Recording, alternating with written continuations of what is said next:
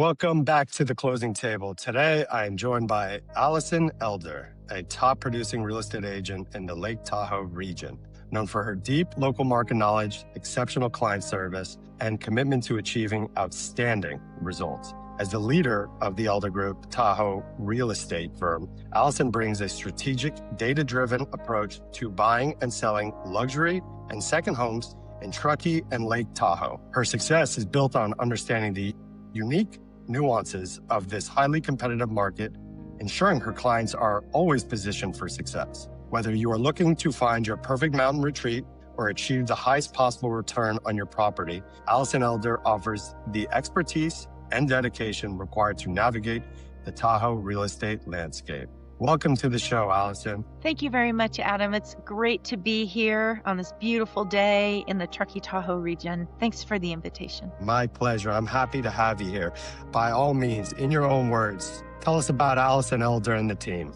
It's been a journey for sure. I come from a high-tech background and a healthcare background for over 2 decades. Started a technology-based benefits administration firm and really just caught the wave of Silicon Valley with some really specialized tools. We ended up going public on a roll-up sale in 1997, and that sort of launched a much larger career for me, and nationally with a very large design, solutions, marketing, and sales team across the country. And after doing that for about 7 years, I said, hey, I want to move to Tahoe. I love to ski. And if I can do this down in Silicon Valley, I think I could sell some real estate. I've always been a house aficionado and would fly across the country, come home, and go to open houses over the weekends before I got on an airplane again.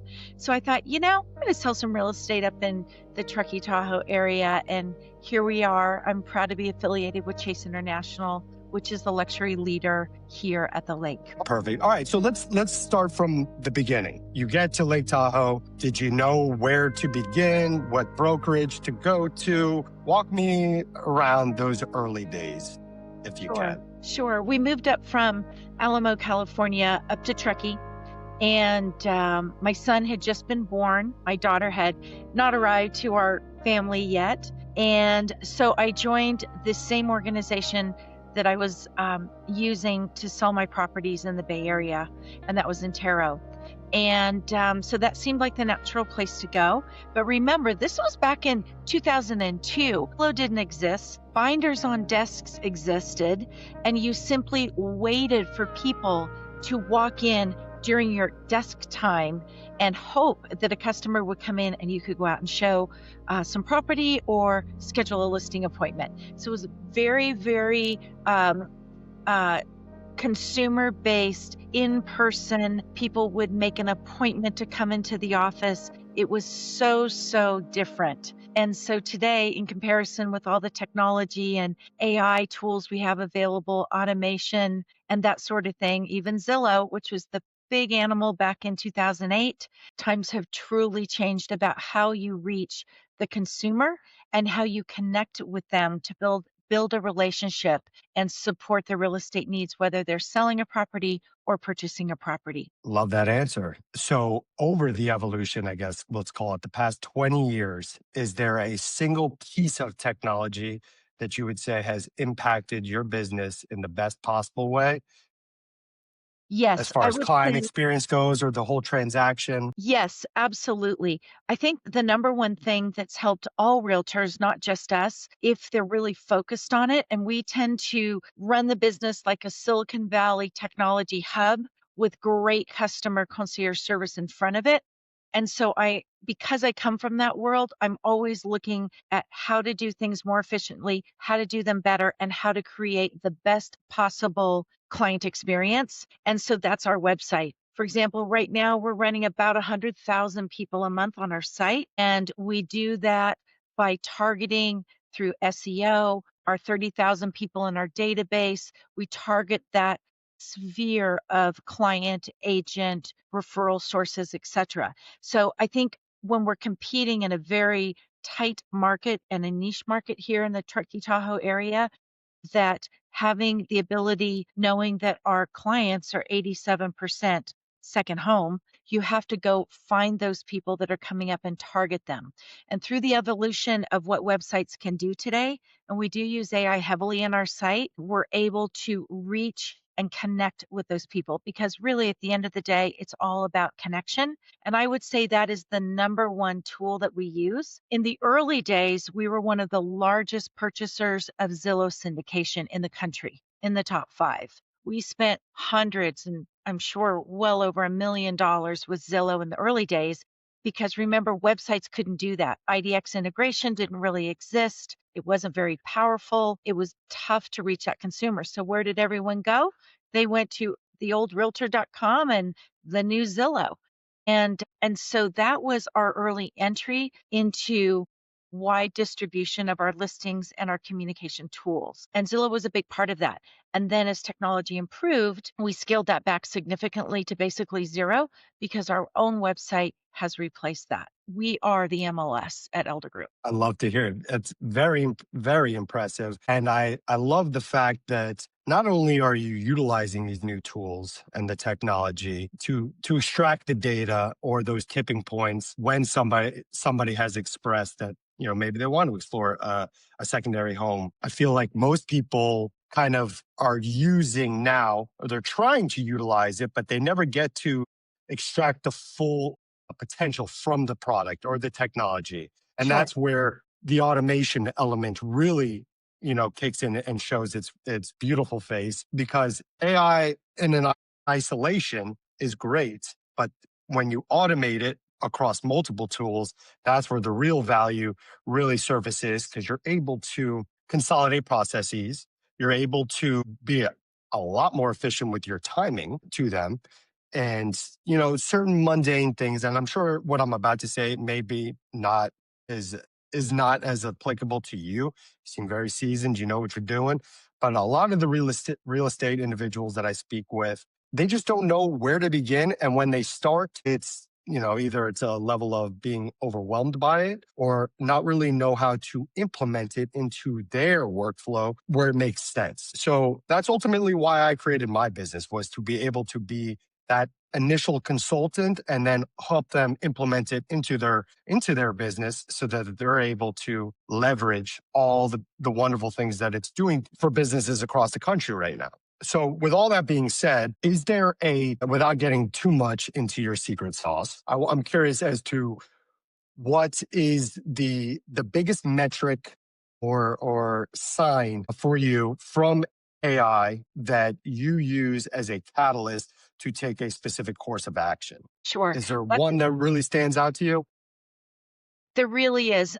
But I'd like to start this sort of response to your question with the viewers and the listeners here. It's really important, particularly when you're dealing with people. I deal with people on the basis of finances, money. I'm handling well over $100 million of other people's money a year, health issues, family issues, personal and professional goals, all sorts of things that kind of puts that together. So you can use all the technology in the world, but if you can't connect and really understand how to help your client and how to get to the goals and meet and exceed what they want as a takeaway, whether they want to create a new environment and teach their kids to ski and be Olympians in the future, or retire up here because they've done their Silicon Valley run and they want to relax, or simply just have a place where it's a family retreat and a legacy property.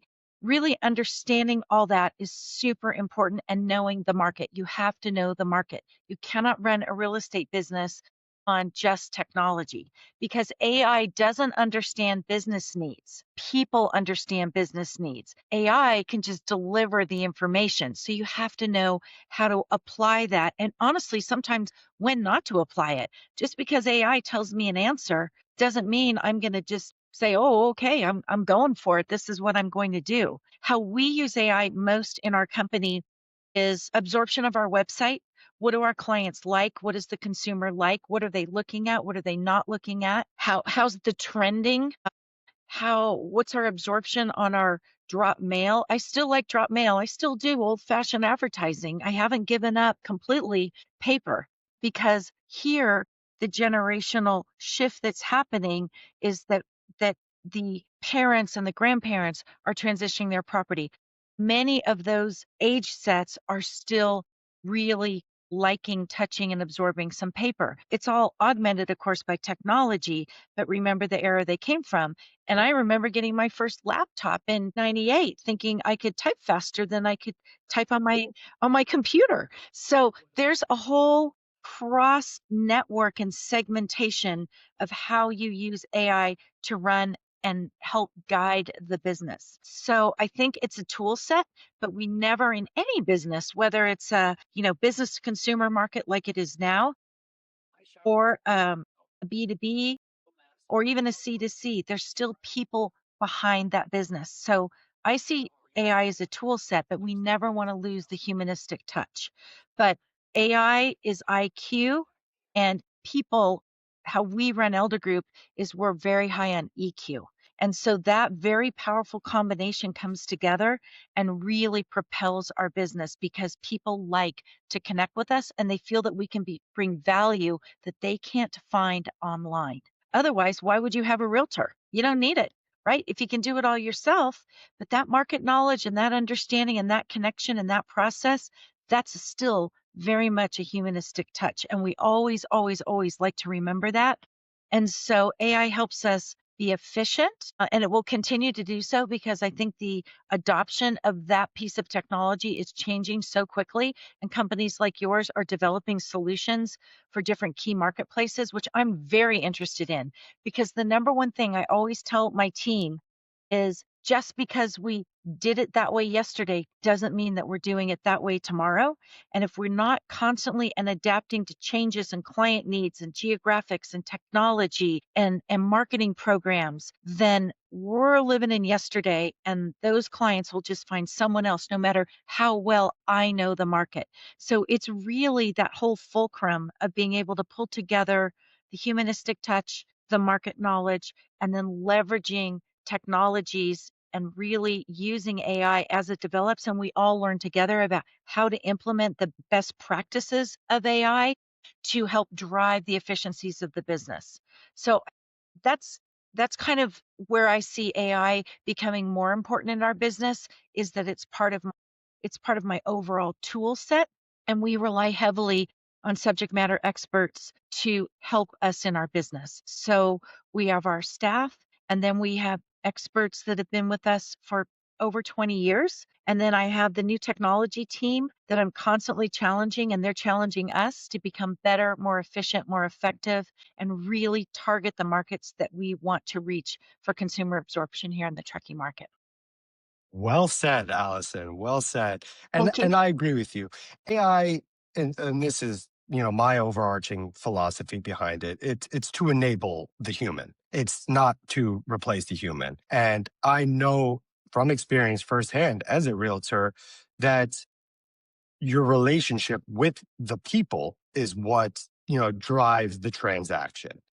Any robot can fill in lines on a pre-made contract or do something that's mundane, but at the end of the day they want to engage with you. So using AI to facilitate maybe some of the back end mundane tedious type work, back end of it, to help enable the human to be more client facing and out there speaking with people and showing properties is the end all be all, from my perspective as a realtor, is to free up some of that time that you can reallocate it to areas that actually move the needle and make a difference within the transaction or, with a prospect. So I'm in total alignment with you in that regard, that it is a tool, but it is a very powerful tool Yeah. if used correctly. And I think you're spot on again in the sense that the output from AI should be a guide initially. And the more you use it, the more that output aligns with your brand identity and your voice and your messaging and your tonality. And then it really becomes extremely powerful because the output, the responses that it's providing you will align more and more with how Allison typically writes, speaks, feels. And it's very intuitive in that sense. But like you had mentioned before, to just take a blanket statement of we're going to just automate everything that it says, I think that would be a bit naive at this point. Maybe down the road we can get there, but where it sits right now, it should be a wonderful, powerful guide for you to not only drive and provide indicators of when, where, and how you should take an appropriate action. But it is super, super important to never forget about the person to person element, because that really, I think, in my opinion, drives a real estate business and ultimately why people come to you for your services as one. So, well said. I think so. And the other thing too is sometimes you reading remarks in MLS or copy from, other listings. And I'm like, well, they spent about 30 seconds writing that because that's super clear that that's AI because that house doesn't really even match some of that language in there. So I think it's about authenticity too. It's any business is about trust. And it's about authenticity. And if someone is going to, whether you're a stockbroker, a banker, a real estate agent, you're dealing again with money, people, emotions, impacts, results, that you have to be able to be truly authentic because anyone can do anything on AI. But if they don't trust you, then you don't have a business partner and you don't have a client base. And that's the number one thing that's very important and is core to our philosophy is everyone in my company and how we deal with people, even when we're delivering bad news. It's straight up, it's forthright, and they know that I'm not going to just try to sell them a house or undersell their house if I'm listing it.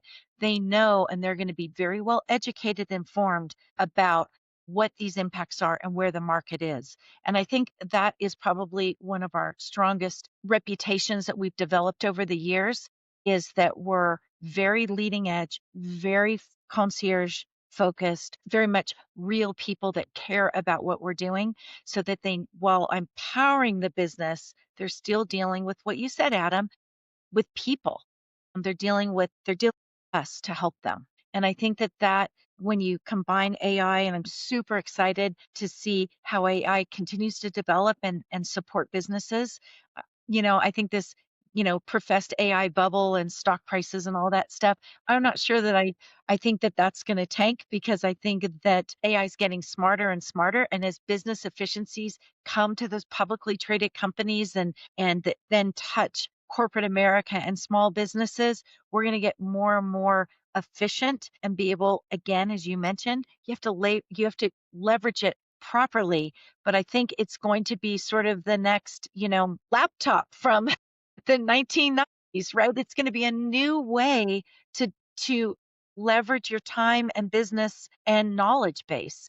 So I am super excited about how we implement it, always with the customer in the first position though. We don't just do something to do something. We do something because it brings value to someone else. Absolutely. Like anything in history, all the way back to like the Industrial Revolution, anything that's new to society at large is going to get met with a variety of different emotions, feelings, and adoption. There's always going to be people that are ready to dive in the deep end. And then there's those that are going to be a little hesitant, a little resistant, and which is both are totally normal. I think it's attributed to the person and their experiences in this thing called life, and then ultimately what they want to do with it. Not everybody has a use case or a need or feels that they must do certain things with AI, but the longer, because we're still in the infancy stage of AI. Let's be real here. It's gotten significantly better just in the past year, and pretty much every week it seems like there's something new, or it's better, or it's more efficient, or there's another use case for it. So it's going to be evolving, for definitely the next 5 to 10 years until you'll see a mass adoption rate of it and additional use cases of it. But, the idea of what I'm trying to do is educate. And I think that is crucial for anything that's new to market, especially something with, such wide, long tentacles that AI has, is to educate, because there's a lot of noise and buzzwords out there and, clickbait, as, people call it. Sometimes that kind of deteriorates from the allure of the practical use cases from it and what it can actually do. Across my entire career, even before I started this endeavor, a lot of my time with clients that I worked with in sales was to educate them. How is this going to help your life? And how you define that, or your business, how you define that varies. It can be interpreted many different ways. Some people can take the benefit of it strictly monetarily. How much cost is this going to, shave off my books? How much wider are my margins going to get by implementing it? Other people look at it as, all right, well, this is going to put some more time back into my personal life so that I can go snowboarding or I can go to the beach whenever I want, because I know that my process, my operations has been configured as such that allows me to do that. So there is no one size fits all. There is no blanket statement with it. It ultimately comes down to what the human wants to get out of it. Some want more, some want less, and both are, perfectly fine answers. So this topic, this narrative will continue to evolve. There's no doubt about it. I personally think for the better, but time will tell, like it does everything, and we'll see where it goes from there. But back to the real estate side of it. Let's just assume somebody's a new real estate agent, just got licensed. What would you say to them nowadays versus maybe if you had that conversation with them 10 years ago? How would that conversation look from your end? I was thinking about how things have changed, and my marketing director and I were talking about Zillow, and I said, back in 2000, there was no Zillow. There was no Zillow? And we were like, wow, and we were barely getting away from rotary phones and the laptop thing and the printer and the binders and all that sort of thing. Yep. So when I started, it was all organic growth. It was one to one, finding those customers, putting an ad in the paper, having open houses. Although I will say I've done very, very few open houses in my entire career, probably less than 25. I'm not a big believer in open houses. I just think it's kind of waiting for the, you know, needle in the haystack kind of thing. But in the old days, that was how many, many agents built their practice. Today, I think because all these tools we talk about, AI, websites, print reach, SEO, geo-targeting, all of these different things require a lot of money. And a lot of these agents that come in, and particularly that come up here, they, might have been born and raised here. They may have finished college and want to go live in the Truckee Tahoe area because they're outdoor people. And so what do? Okay, we're going to sell some real estate. Seems like a good thing to do. I love real estate. How do I do it? Well, what I would do is I would partner with a very established agent and try to get into a team. And the reason is trying to start fresh in a super competitive market like this takes a lot of time and a lot of dollars because you have to have that consumer exposure in order to connect with those clients. So, for example, a new agent goes out on a listing presentation, and then I walk in with 22 years of experience and $2.5 billion of sales in the market. That's going to be a tough sell for that person, right? To win. So having a seasoned, resourced partner that you can work with is probably the easiest way for business entry and longevity, because when that person gets ready to retire, that sphere, will still certainly exist with that next generation if they're well managed and well marketed to over the years, and that you retain those relationships. And then when that person retires, they also have sort of a flow down, and that new person steps up and takes over the business. And so that is, I think, that getting that partnership is really, really great. I've been to a number of brokerages and I know what works and what doesn't. And I think that the brokerages generally do a really, really nice job with providing sort of standardized marketing tools. But in my humble opinion, today, the consumers are not going through the brokerages to get an agent. They're going directly to the agents based upon what they find online. So the online Google ads and organic positioning and SEO content and using AI, target marketing, that's where the consumer doesn't feel they necessarily need that agency in the middle. Time is money. They just want to get to the qualified person to talk to them about buying or selling a house. That's how it kind of works. And so when they're making their selections, you've got to have some kind of horsepower behind you to really create that scale, because it's very difficult for new agents, again, in my humble opinion, to be able to list, to show, to sell, to market, to pay the bills, to handle the creative. And so there's agencies, what they're designed mostly to do is help those individual producers and those small teams. Today, we use most all of our own tools with the agency. Elder Group has developed all their own tools, and we leverage the brand of Chase International, which is an amazing brand. And this is my second visit with them. So I'll be approaching almost 10 years with 2 stints with the agency. I tried a couple others and I went back to Chase. Why? Because I like the people and I can develop my business around that brand and leverage our technology and complement that with what the agency offers. So it's been a really nice model for me, but I've never been in a position where I've depended significantly on agency tool sets. I'm glad you brought this topic up because there is an absolute fundamental underlying theme that was a driver behind my establishing of this company.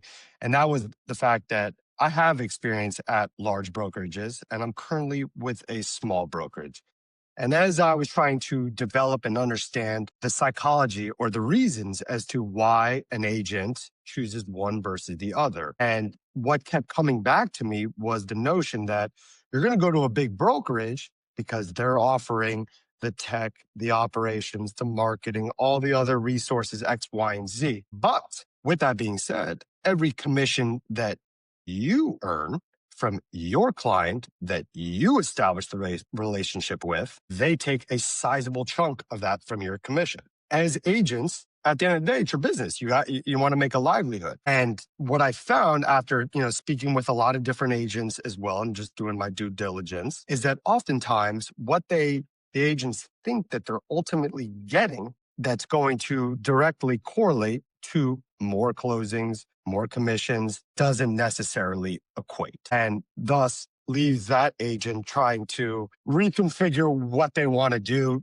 go to another brokerage, try something new, because then when they do get that commission, they do make that, first couple of sales and they see how much that's taken from them. It doesn't reflect essentially what, they were expecting. So it kind of leaves a sour taste in it. What I'm getting at here is being able to equip a small brokerage with large brokerage tools, resources, options, all of those tools allows them to, I don't want to say bypass it, but they can focus on what matters is the relationships without sacrificing or feeling like you're being left behind because all, the other big brokerages have all these big fancy, tools that don't necessarily really equate one to one to, a more successful year. And that's what I want to do is one of my aspirations is to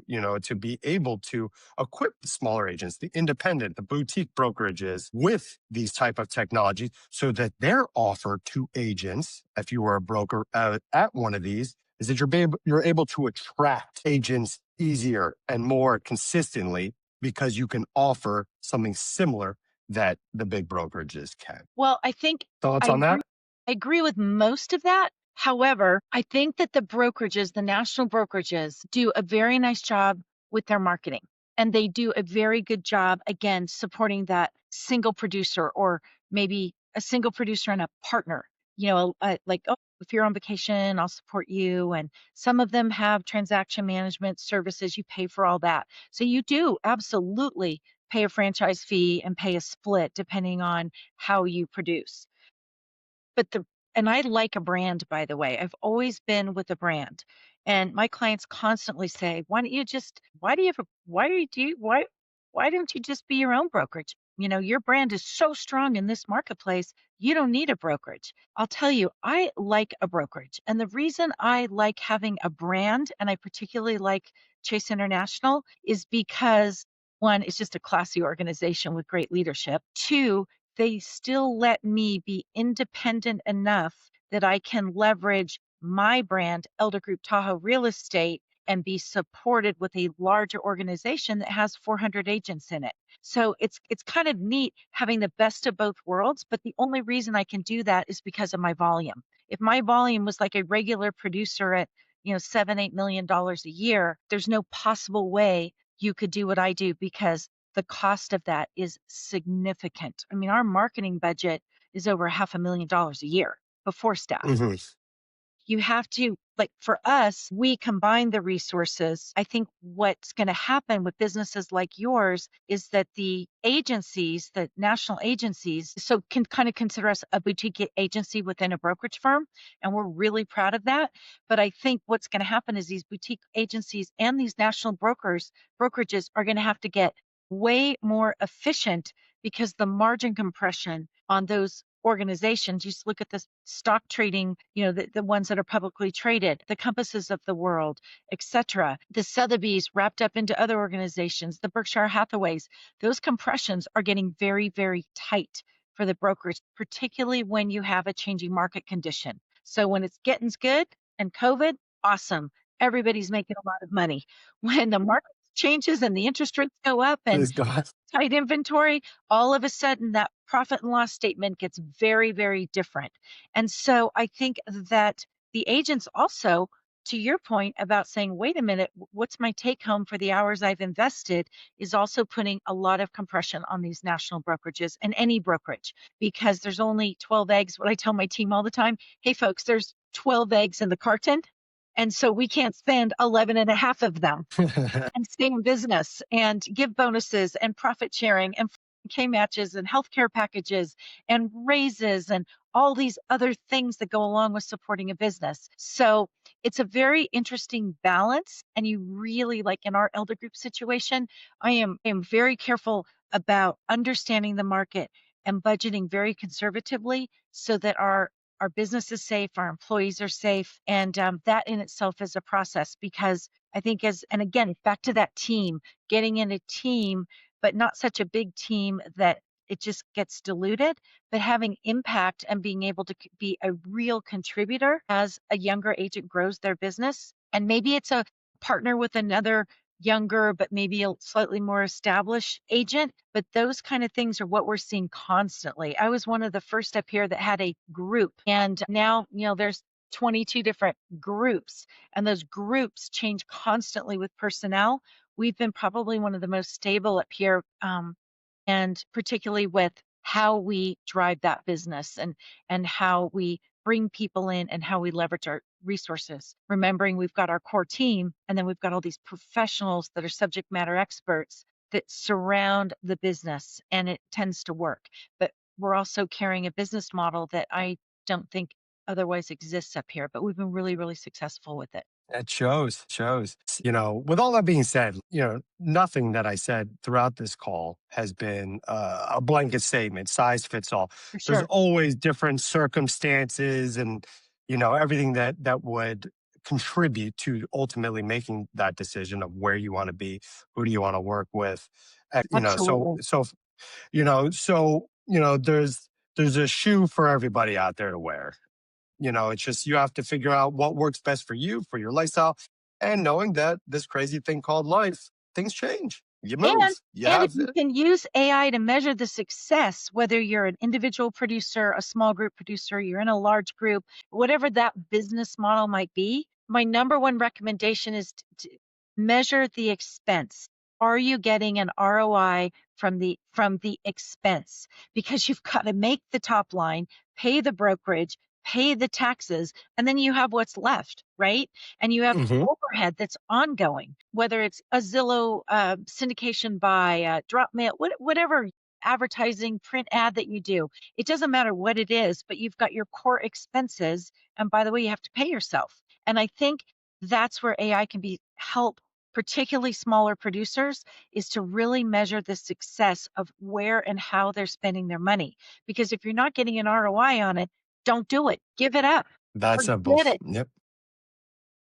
And because again, there's only 12 eggs in that carton and you don't know what next, in our world, we have visibility of what, 45 days? Sure, you're always every day we're building a pipeline of buyers and sellers and connecting, but we don't know what's going to happen 65 days out there, really. I don't know if the family's going to list when they say they're going to list or select us. And so it's this, you've got to bring it in this way into the funnel to get the output, and then you have to make sure to cost to get into the funnel to get that output is worth your time, and that you can actually make a living. So it's a really interesting formula. We're well over a 50% listing shop. We're probably running at about 65 to 68%. And of that 65 to 68, probably 20 to 22% of those listings that we have, we bring in the buyer. Some years it's up to 35%. And so that is really positive for our um, ROI model, and it benefits financially the sellers as well. We have always had formulas to support that. Um, you know, given we've never had a legal issue and, you know, $2.5 billion of real estate, I'm allowed to do things because of our experience and our business model and how we manage with our contracts and technology on the back end to make sure that we're meeting all compliance and we're doing things the right way all the time. That I've earned the flexibility to be able to do some things that perhaps smaller producers haven't been allowed to, or within a larger corporate structure to do. And so it's been really great. But again, whatever an agent chooses as their agency, really dig in and partner and use those tools, because then that will help you scale. And not everyone wants to become an Elder Group Tahoe Real Estate with all proprietary things for the most part, where these other tool sets can matter. But again, if you don't have the personal connection, you're not going to generate the business. So it's really, really an interesting balance where I think knowledge is power. And I think that's where AI really stands out. And companies like yours are really going to be really in the early adopter and learning the process, kind of like I did with real estate so many years ago, learning the process. You get that history behind you to be even more effective for your consulting clients and your technology or your, model that you're putting out there. So I think it's just a really interesting time. And every day I wake up, I'm never going to work. I'm going to Elder Group. And that's, you got to love what you do. And then that also translates. And if you don't love what you do, get out of it. And that's what I did 22 years ago. I was burned out and tired, and now every day is a pleasure and a privilege to live where I live and work in the community and give back to the community philanthropically and really integrate our family fabric into our business and then give it back to the community. So it all sort of comes all the way around, doesn't it? And then you have to just use the tools of today to deliver that client experience online. I love it. Well said. And I guess in closing, if anybody would be fortunate enough to work with you, Thank or you. is looking to look, for a property in your area in Lake Tahoe, what's the best way in which they can get in touch with you, or is there a preferred method? Well, thank you. Thank you for asking. Well, we're open and staffed 7 days a week. And our website is eldergrouptahoerealestate.com or eldergrouptahoe.com. And just click on our contact sheet or call us. You can text us as well to 530-582-8103. That's our office line. And of course, we have technology letting us know that we're available 7 days a week. And we'd love to work or provide information or have a consultation or just connect if anyone has interest in learning more about real estate in the Truckee Tahoe area. But love it, love it. Well, you're in good hands if you connect with Allison and her team. Oh, thank you. Allison, thank you so much for your time today. This was very informative. I thoroughly enjoyed this conversation with you. I really appreciate your interest in Elder Group Tahoe Real Estate. Thank you. Appreciate it. Bye bye.